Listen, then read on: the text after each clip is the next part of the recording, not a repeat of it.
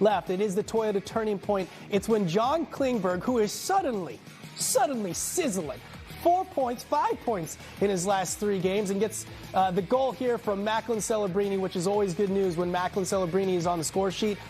The Sharks have not won when he's not.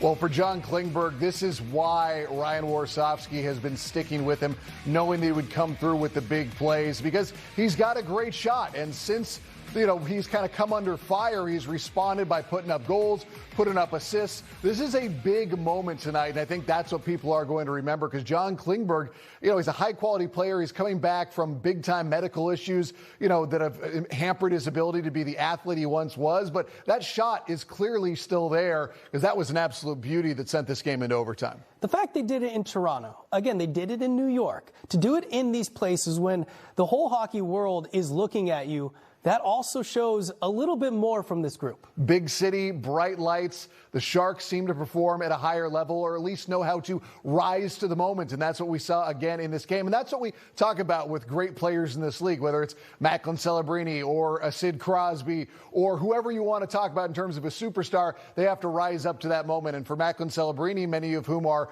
calling the next face of the NHL, he comes up with a huge assist that sends this game to overtime. And then, of course, William Eklund in on that final play that Wemberg scores. William Eklund turning into a star in his own right in this league. So right now, the San Jose Sharks, they've got to enjoy this win. And of course, they would like to turn it into consecutive wins, because they've been caught in this back and forth, which again, if we're talking about that a year ago, everyone's ecstatic. Not the worst thing in the world. But again, I keep on pointing at the fact that they can have a winning road trip if they take care of business coming up on Saturday in Pittsburgh.